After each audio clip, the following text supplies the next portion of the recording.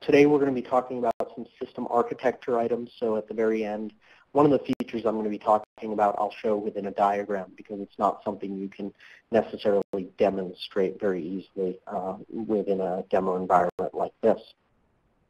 So today what we're going to be covering really is the power of your web browser.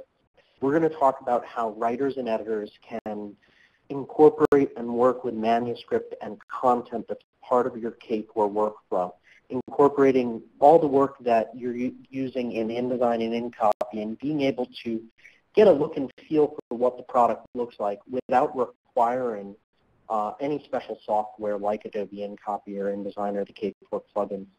We'll be talking about how we can actually edit content on a page from within that web browser. That's not to be confused with actually editing the InDesign file, making design changes from within the browser. We're going to be talking about how folks can work with art inside K4 and how that relates to what's going on the page, and review and annotation capabilities. And then we'll look at how remote offices can be integrated into a K4 workflow in ways that weren't possible until very recent versions of the K4 system. I've been using K4 now for about 7-8 years, and some of these features have been highly demanded and highly anticipated and made a huge impact for our customers. So we'll go ahead and go straight into the demonstration here. Let a couple more people into the room. And what I'm going to do is open up my web browser. And you'll notice in my web browser here, I've navigated to the K4 web portal. The K4 web portal is a browser-based application. So this is something that sits on the K4 server and allows you to access the K4 system from a standard web browser. This means that folks working from home, working from hotels while they're traveling, freelancers and other folks who do not have InDesign and InCopy, or even an editor who is just occasionally connecting from a remote location, can access the K4 system and work with the tool set without requiring any special software. So as with all of the K4 components, it is, of course, access rights based. So you would log in with your username and password, and I'm going to log in with mine. And once I do that, K4 is going to show me the K4 query palette. You might remember from some of the previous sessions that we've had, the K4 query palette is the window into the system. It allows me to run searches at what we call queries to find the content that I need to work with. And in this case, I have a query that shows me my tasks, and I can see that I've got a manuscript file here, a Word document that's been assigned to me, and the task is to write the manuscript. It's been assigned to myself, the writer.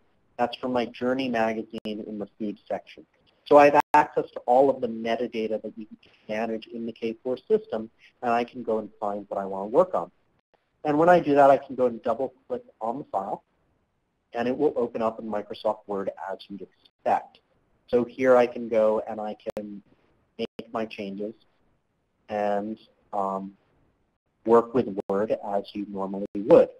So one of the questions we very often get asked is, well, can I work with Word documents? We know that InCopy helps us manage content and edit content within the environment of the layout, but we start with manuscript, and our manuscript typically comes in Word, and certainly you can incorporate that as well. And what's nice about that is I can work within an interface that I'm familiar with, like Microsoft Word, and when I'm done, I can finish my task, and a dialog, the same one you would have seen in InCopy or InDesign in some of our previous sessions, will show up on the screen, and in this case, I can see that my current task is to write the manuscript, and I am supposed to work on that later. So in this case, if I was done, I could say I'm finished with this task, and K4 would know the next step is to proofread the manuscript, and that's been assigned to our production team. And I can go ahead and click OK, and the file will be saved back to the K4 system. And in this case, you'll notice that it is no longer listed as one of my tasks. Of course, it's still managed in the system, and if I'm given the access rights to, I can still find that. So I can see here in the manuscripts query that I have, I can see that document that I was working with. And one of the nice capabilities about managing things like Word documents, Excel, PowerPoint in K4 is that you can set up workflows and processes around those documents, automations using the XML exporter, but certainly also at the very basic level, you have asset management and version management. So in this case, I can see all the times this file was worked on, what task was being performed, and if I want to, I can even call up that previous version and see the document as it appeared at that point in my workflow. So you get all of the rights management, access management of K4 that you've come to expect. But of course, in an earlier demonstration, we talked about being able to structure content very easy, starting with article templates, and I showed you that working in Adobe InCopy. So what about ways to be able to use the article templates but not require folks to have InCopy? I'm going to go here in the web portal up to this left-hand menu, and I'm going to go ahead and create a new document from a template. And what this is going to do is bring up this new document window. Again, you would have seen this in a previous demonstration as well. And I can go ahead and I can give my file a name, click OK. And what K4 is going to do is open up in the editor window here a document that I can work with. And on the left-hand side, you're going to see a preview of the layout view that you would have seen in InCopy, if we were working in InCopy. And on the right-hand side, you have an editing window. And what I'm going to do, I'm actually going to take this Microsoft Word document because really most freelancers are going to start in Word or some other text editor, but that doesn't mean they have to submit their content to you in that format. So back here in the web portal, I'm going to go ahead and I'm going to select my head here.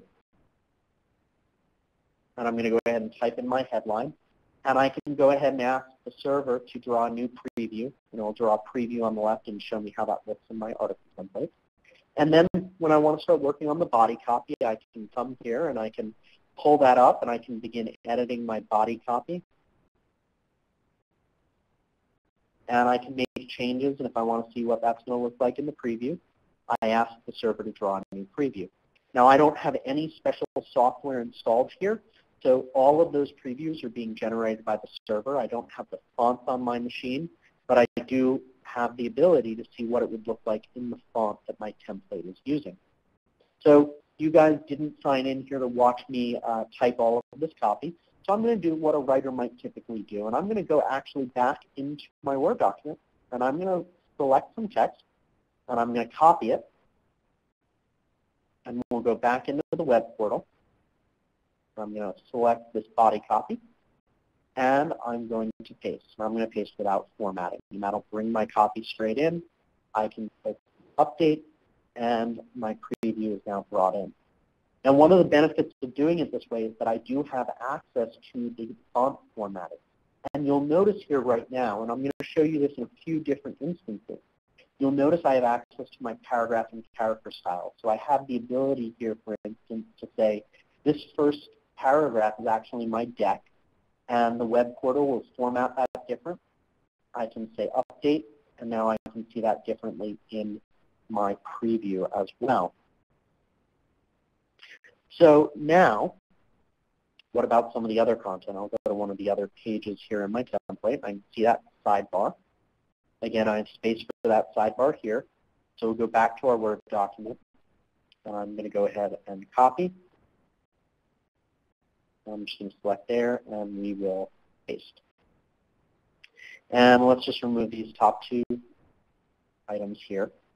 And if I wanted to, I could leave this as is, but I want to make it a little easier on the editorial and design team. So I'm going to go ahead and say this is my sidebar head, and then we'll come in here and say this is my sidebar deck. But certainly that's not a requirement.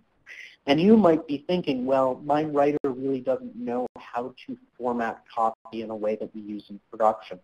And you'll see in a moment, we're going to go into a document that's already managed in K4, and we have the ability to restrict access to different parts of the web editor UI that you see here, so that the writer or the editor working here in InCopy can only see the content that they are supposed to have access to.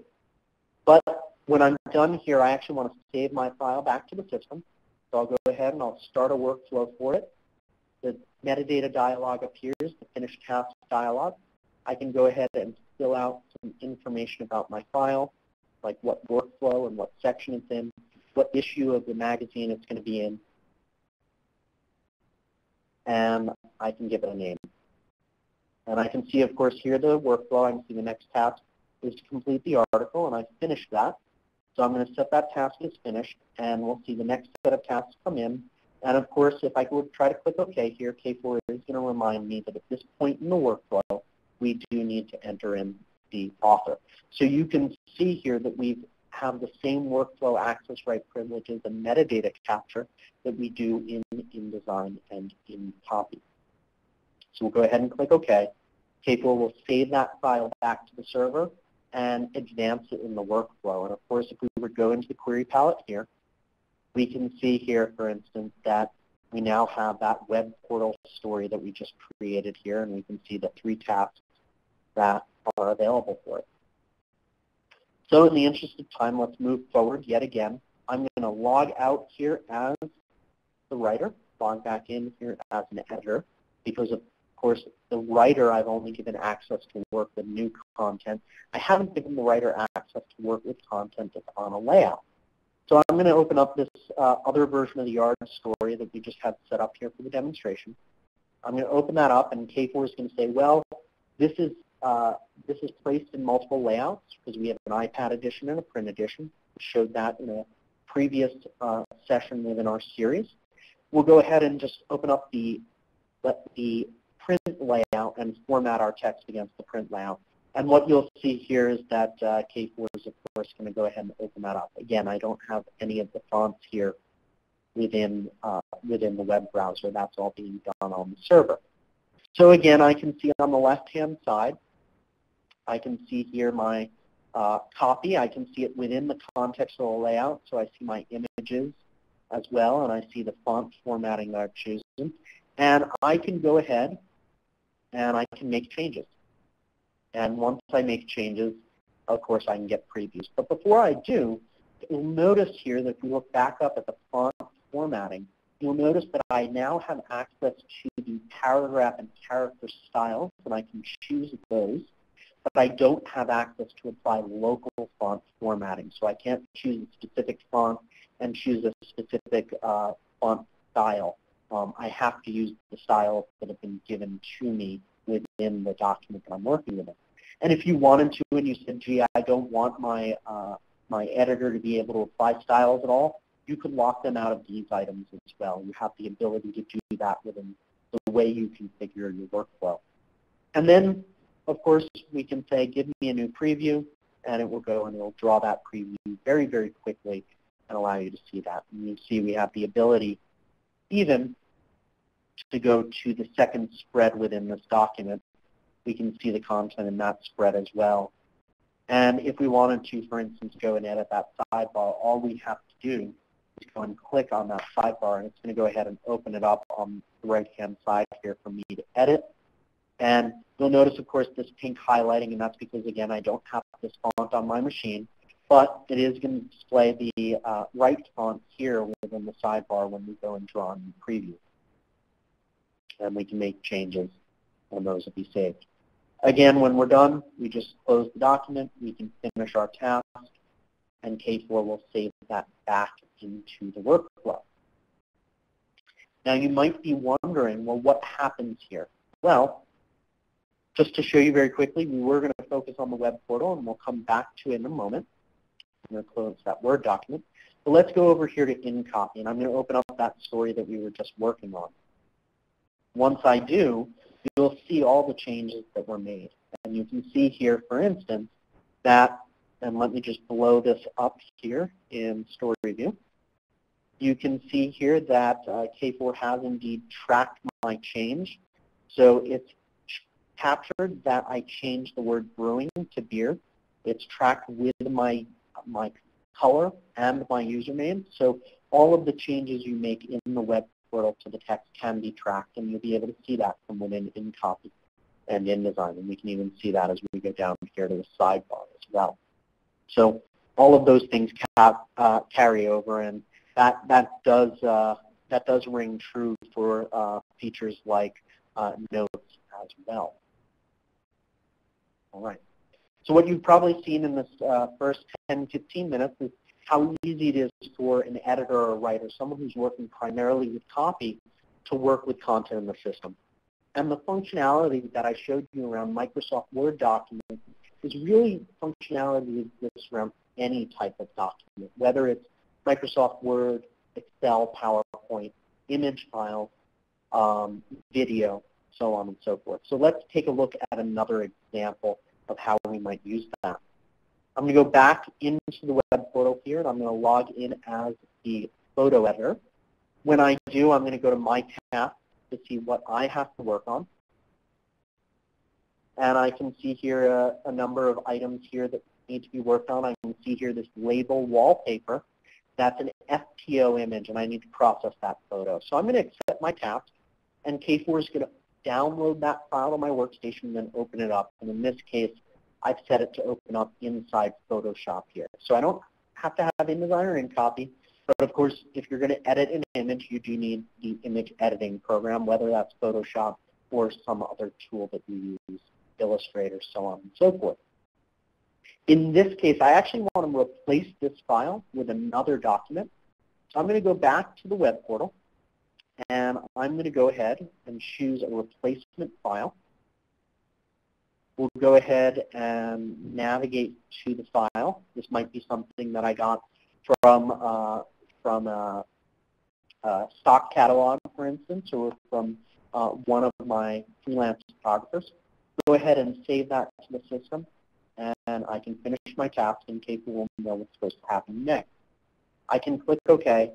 File will be saved back to the K4 system. I should say uploaded and saved back to the K4 system. And of course, the asset is versioned as you would expect. So now, what about new content, whether that's video or audio or images? I'm going to go ahead and start a workflow for another document here. We'll go ahead and choose another asset. In this case, I've got another photograph here, a new photograph that we got. And I'm going to go ahead and fill out my metadata. And once we do, click OK. And that will save the file back to the system. But of course, it's going to remind me that I do have to actually choose some of the metadata values. So I've saved that file back to the K4 system. And we can see it here now within the query palette. And of course, the K4 system is going to go and draw previews for those documents as well. So now, how do we review pages within the K4 system? We can see how we can add new content to the system, whether that's images, Microsoft Word, text, and K4 articles from templates, for example. We can see how we can edit existing documents of all of those same types. But what if we actually want to review our InDesign pages? Well, K4 has another web-based module. That module is called K4 Overview. And K4 Overview allows you from a web browser to log in with your username and password. And once you do, it's going to allow you to preview content. And I'm just going to go ahead and restart that real quick. Go ahead and log in.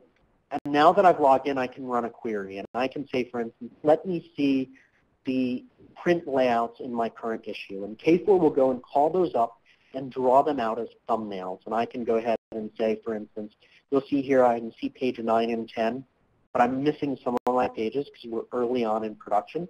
So I'm just going to say hide empty spreads, and I can see the next set of pages are page 16, 17, 20, and 21. And I can see those thumbnails. I can see the layout, and I can look and I can, for instance, see the status of that.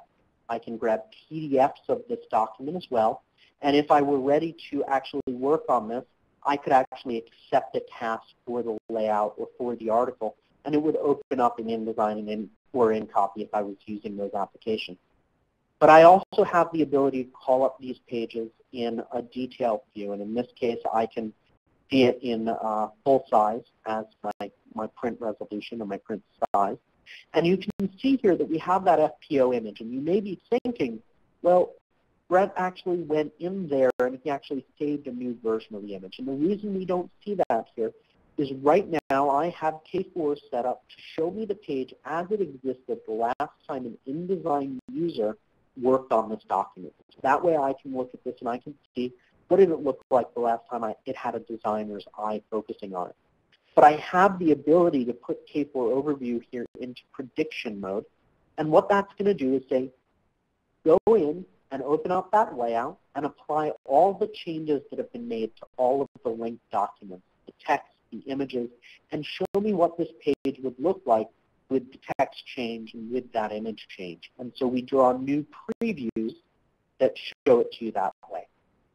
And now you might be thinking, well, how do I communicate with my users? Well, we have the ability here within K4 Overview to take advantage of sticky notes. We showed sticky notes in one of the earlier demonstrations of how an editor and designer can collaborate and communicate with one another about a design. But sticky notes can also be used here in K4 Overview. So a managing editor can come in here and they can go ahead and add their own comments about the story and communicate. And they can save that back, and then when we go into InDesign or InCopy, we'll see that sticky note on the page. And all of the functionality around sticky notes that you may have remembered from a previous demonstration still apply. We can actually have a dialogue back and forth. So I'm going to leave K4 Overview here open for a moment. We'll go into Adobe InDesign, and as the designer, we'll go ahead and open up that layout. And we can see here that right here on that first page, we can see that sticky note. And the designer could, of course, come in here and reply.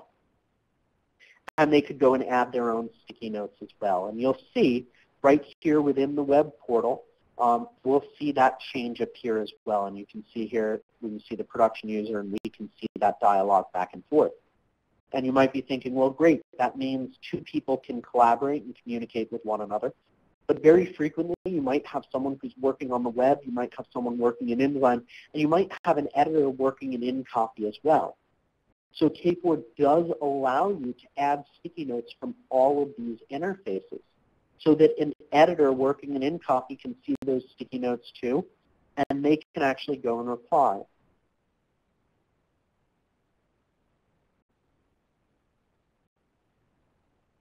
And they, of course, are very humble. They'll go ahead and give credit to someone else.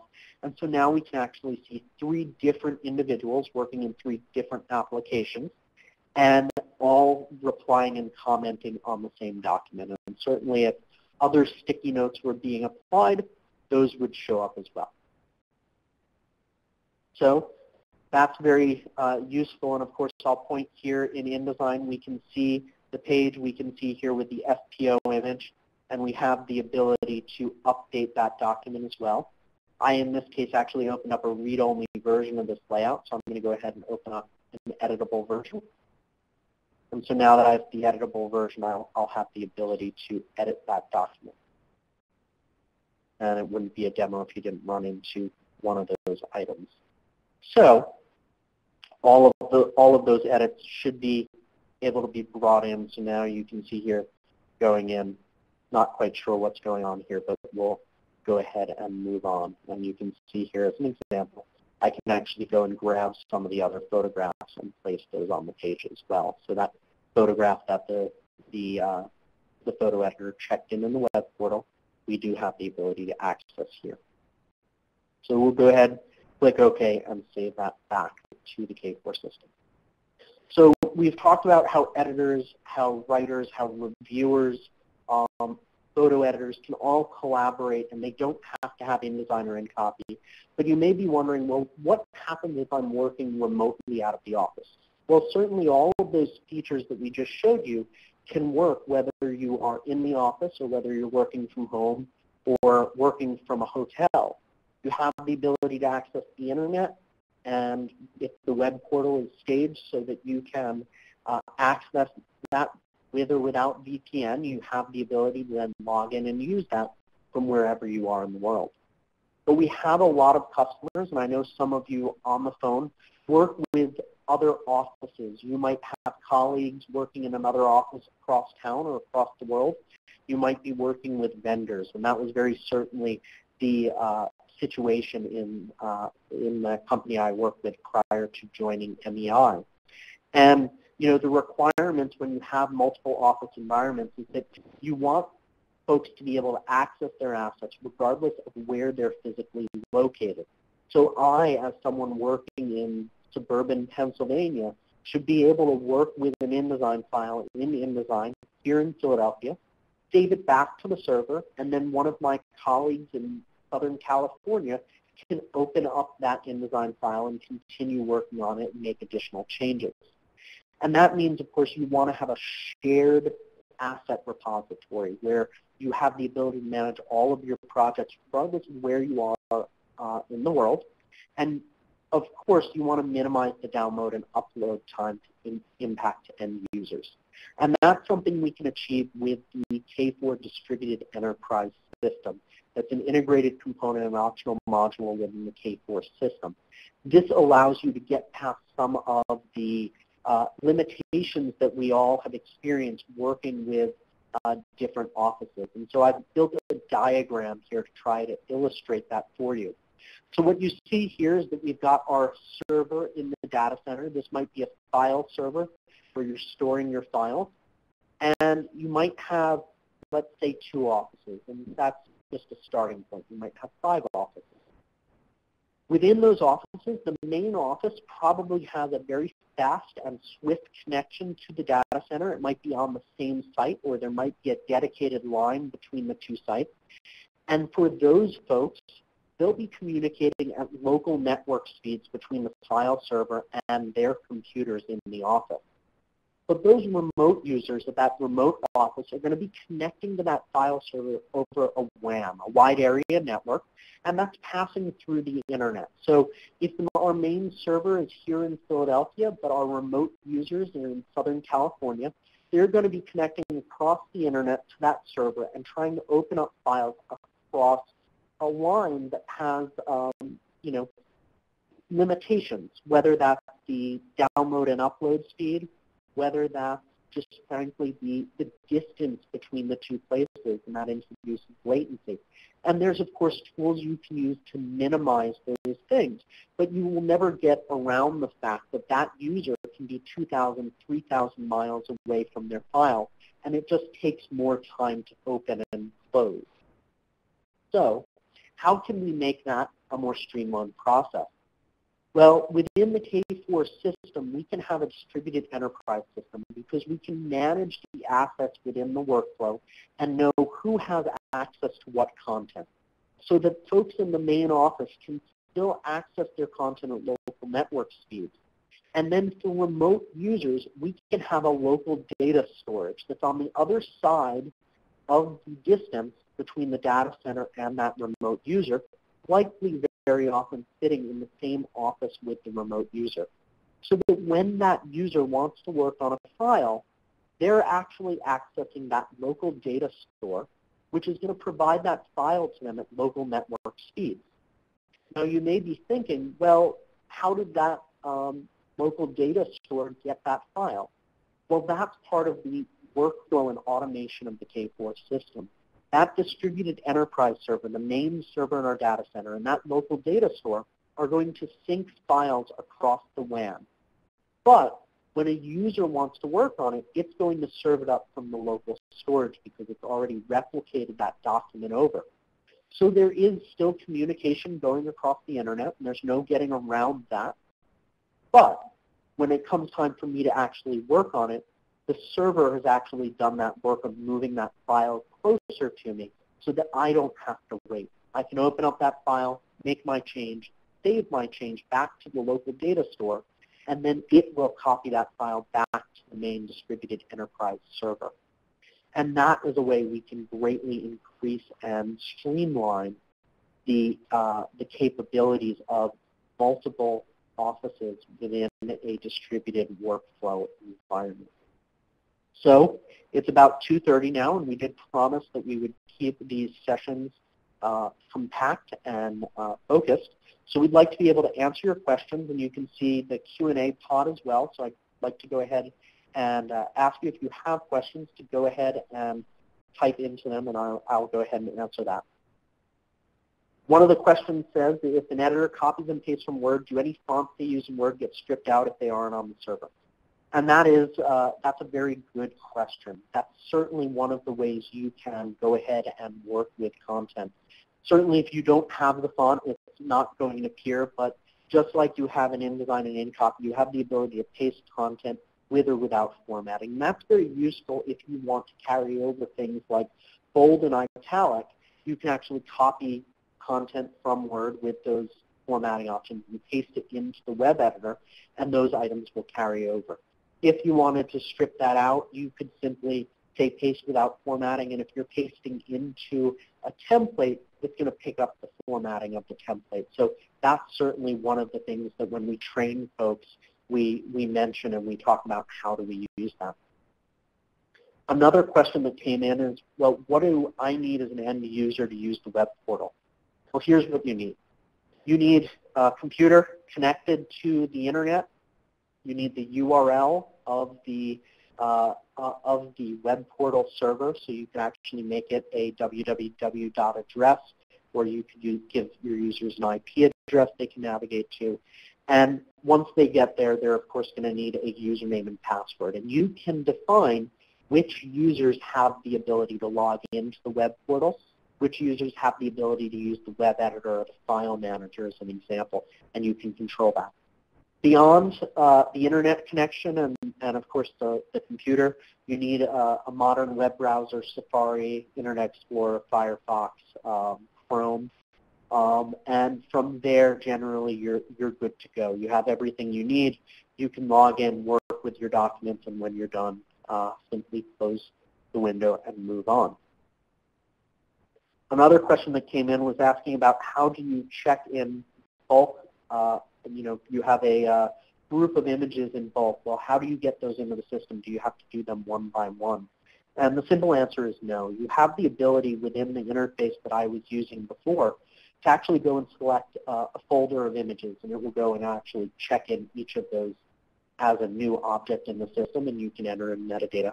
But you also have the ability in K4 to use a feature that I haven't shown called drop folders. And drop folders allows you to essentially set up a directory where users can take a group of assets, drop them in the folder, as you might expect, and then have those imported and ingested into the K4 system and made available to users. And if you are using things like XMP metadata, you can actually have that XMP brought in as K4 metadata in the same process.